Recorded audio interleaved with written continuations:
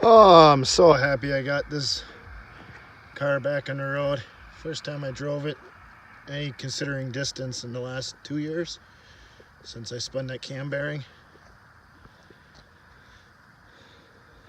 Nah, different mismatched wheels because the rear end's actually out of my 3rd gen Camaro.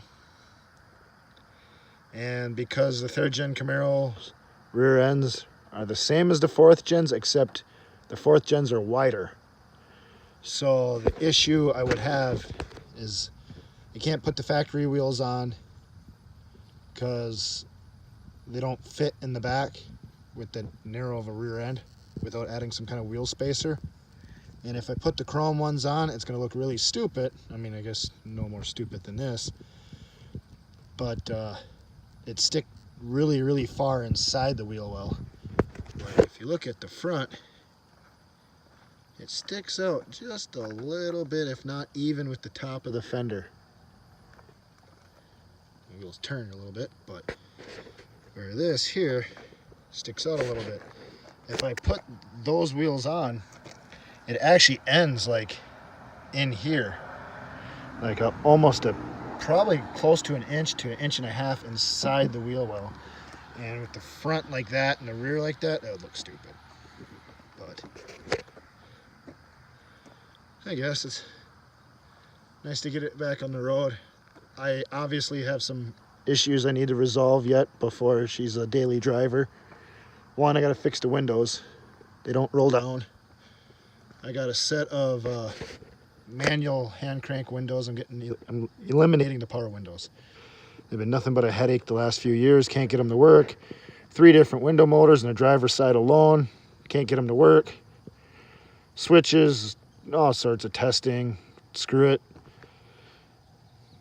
I'm just gonna go with hand crank windows. I just gotta get my hands on the scale. I wanna see how much lighter those other doors are compared to the power window ones, if at all.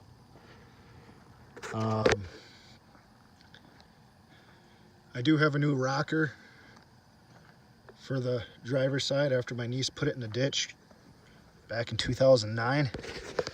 See it right there. It's all pushed in and pushed up. So I gotta pound it down first or replace the rocker before switching the driver door. Because whatever door I'm gonna put on there is gonna catch. Right here it's pushed up so it catches the door and actually peels back the fiberglass, and that's why this is all busted up.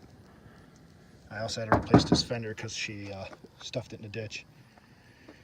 And the front bumper, that all had to get all changed. When I bought the car, there's a little bit of damage right here. Like someone backed into it like this and damaged the fender and the hood. And I bought a red hood and fender out of a junkyard, and which kind of wish I bought another used fender because there's a big difference in quality. This is aftermarket. This is still the factory one. The fiberglass on this side, that fender is a lot more malleable, flexible, where the driver's side is very rigid. So I kind of don't like that. The front bumper's aftermarket, but kind of hard to find a good front 4th gen bumper where they're not cracking right here. I see a lot of that. But yeah, some of the issues I have right now, my exhaust keeps coming apart on the Y pipe driver's side.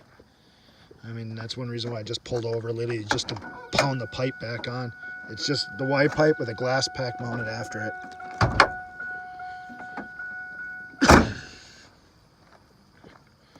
As in for the motor, it's running a lot better. My idling issue kind of is fixed right now with the IVAC, or the idle air control valve, not hooked up. So, and it's a brand new one on there, along with a new one I had on before that. So that's the second or third new one I put on this in a short period of time, and for them all not to work. So I guess it's kind of hard to see it in there. See if we can focus on it. It's right down there. But that, and this thing developed a pretty fierce oil leak on the passenger side or driver's side here. It's leaking right out of my bolt holes and down at the bottom there, and you can see it's covering everything in oil. So that is definitely something I need to resolve. I got brake fluid, my brake light's on, don't know why.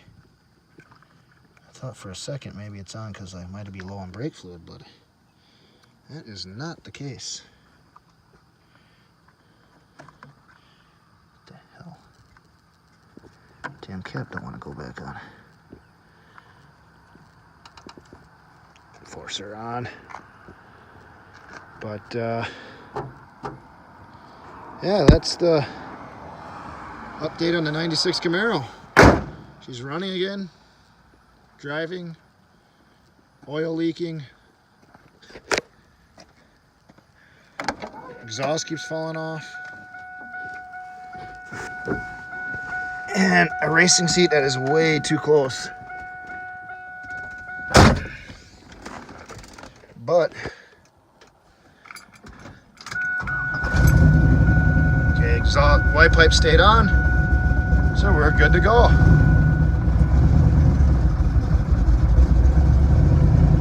All right, you guys have a nice day.